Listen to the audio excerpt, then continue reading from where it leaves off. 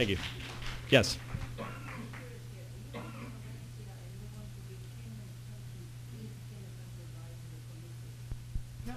Is there Valencia advisory or council?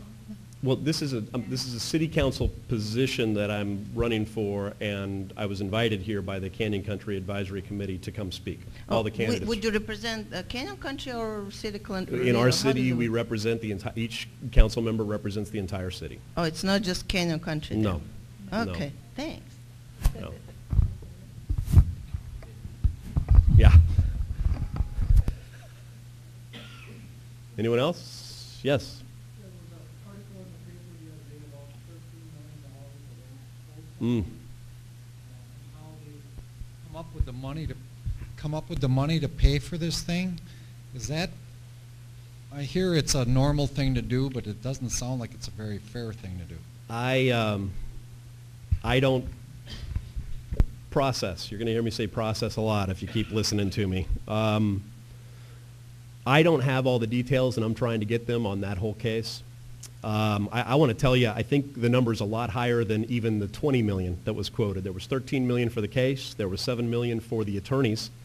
And then there's a 10% per year interest that's charged on that from the beginning of that case. The case has been appealed numerous times. The city's lost every time. I'm not clear yet on whether the city even has another option for appeal. But when you add in the cost of what those bonds are going to be, we're going to be over the $30 million mark. I also understand that that is due by the end of this year. So when we're talking about deficits on our budget, I think it might be a lot worse, okay? And if we do that when we just did a mortgage or whatever, we'll see how that all plays out. But here's the thing that really frustrated me about that, because I think this all happened back when George Caravallo was our city manager. Some of this stuff is just residual. I don't think you can fault the existing council members that are here.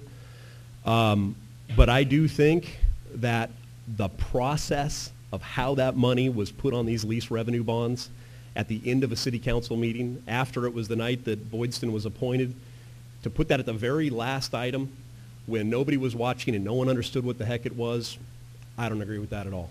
I think we have got to, as a city, get honest about the things that are happening. We're all paying for it. We're all affected by it.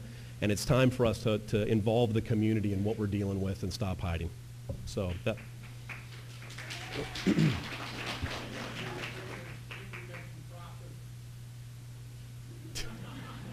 Tony, I'm ready. I didn't turn it off. David, you've been mentioning process. I think I just heard you say that you don't think we should move the audience participation up front.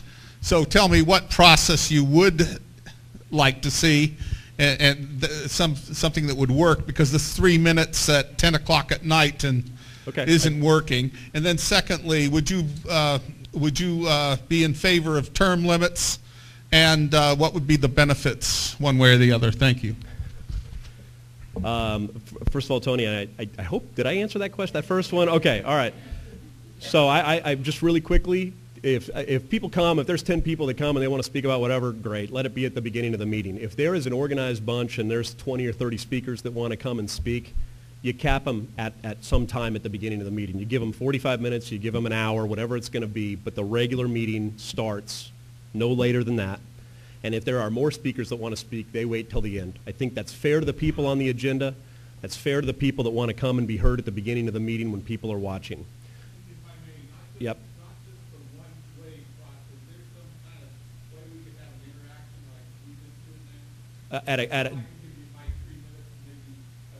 During public participation? Legally, no. Legally, you can't do it because you... No. Legally, if it's not on the agenda that night, and it's in fairness to you too, because what if somebody comes and speaks and the council talks with them and they come to some resolution and it's something you're very concerned about as an affected party and you didn't know they were going to talk about it or settle it that night. That's why it has to be on the agenda. So, what was your second question? Term limits. You ask, yeah, it's a great question. You ask the council, and hopefully the council will put that on the agenda. And if that, frankly, honestly, Tony, I think I don't know what percentage. I don't even want to say a percentage. I think some things, when they're asked by the public, we should be bending over backwards to figure out how to deal with them. Some of them are, hey, we're going to set up a staff person to talk with you, and the council has done that a few times recently. So I commend them for that. I think I don't know that I agree. You can't put everything on the council agenda because that'll just fill up everything. But at the same time, there's been some pretty contentious stuff that's come forward, and I don't feel like our council has been actively engaged enough to want to take that on. I think we're looking for the easy way out. The city manager will say, well, we're going to take care of that or whatever, and that's it. And everybody is frustrated by that process. So that's my answer. Hopefully let's give Dave a big hand.